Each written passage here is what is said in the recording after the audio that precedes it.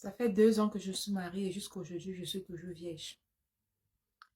Il y a cela environ 2 ans, 6 mois, j'ai rencontré mon mari.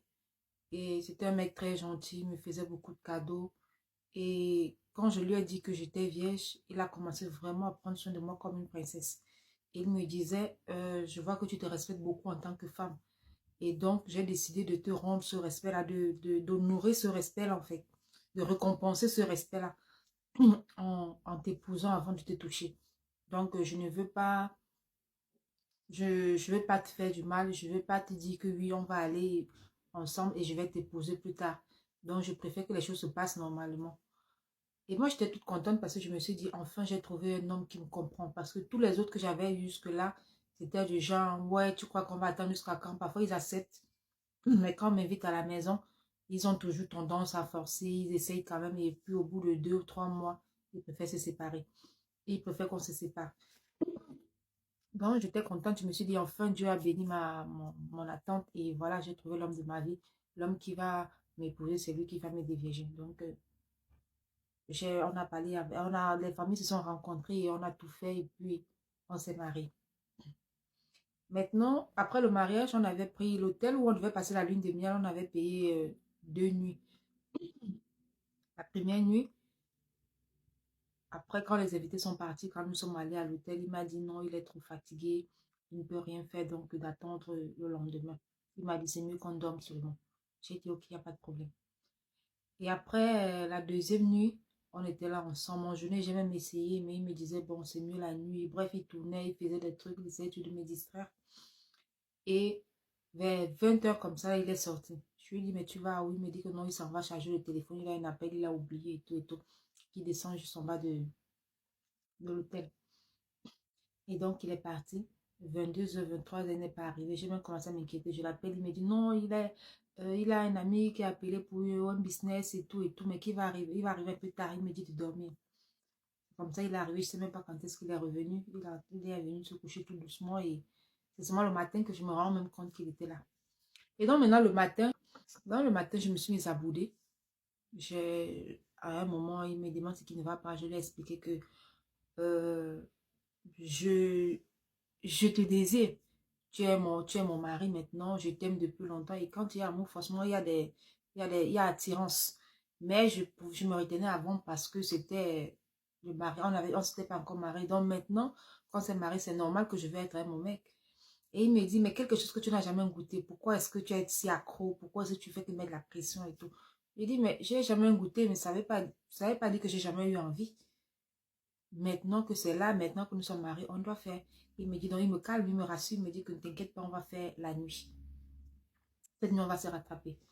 Et c'est donc comme ça que la nuit, je me suis apprêtée, lingerie, belle lingerie, et puis, et tout, cristaux de montre, j'ai tout apprêté comme on m'avait conseillé avant le mariage. J'ai tout fait. Quand il est entré dans la chambre, déjà, il s'en va juste, il vient, il s'assoit sur le lit, il me dit, vas-y, allonge-toi. Il dit, mais m'allonger comme... Bref, je m'allonge. Et puis, il me dit, enlève les habits. Il me dit d'abord, éteins la lumière. J'ai dit, mais éteins la lumière comment? Il me dit, vas-y, éteins la lumière, ne pose pas de questions. J'étais un peu déçue parce que tout ce que j'avais apprêté, tout ça ne devait plus avoir de valeur. Mais bon, j'ai quand même exécuté. Et puis, il me dit, enlève les habits. Je dis tout seul. Il me dit, mais oui, enlève tes habits comme tu as mis, il faut enlever. Après, il me dit, lève-toi. Il me prend, bref, mais à cheval. Bon, je vais éviter de dire certains mots pour que ça ne soit pas trop genre à cheval, quoi.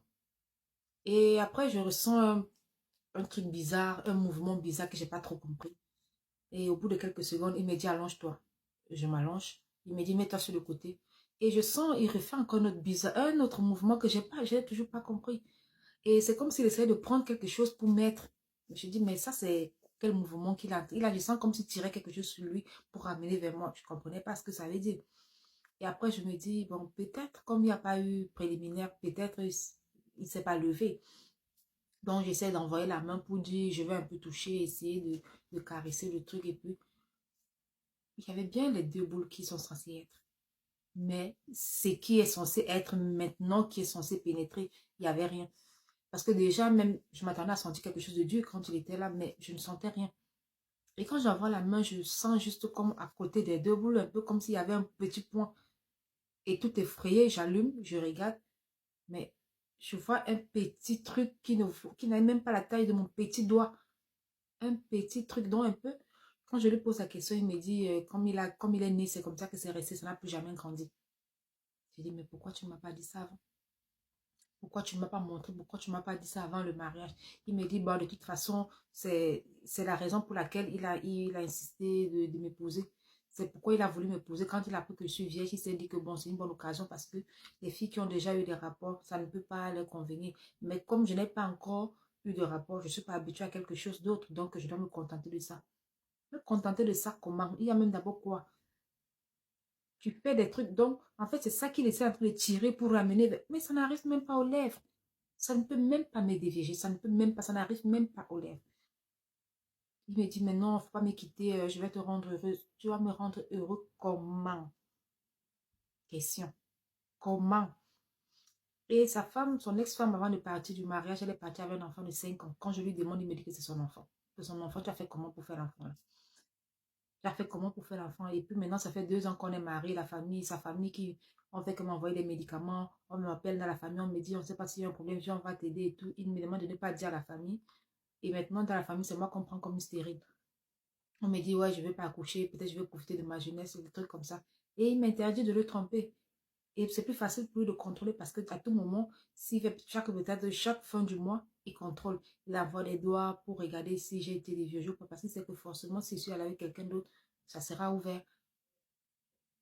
Et donc, là, je ne sais pas quoi faire. Je suis dans une souffrance. Le mariage qui était censé être... J'ai longtemps... Je regrette finalement. J'aurais dû faire comme mes amis.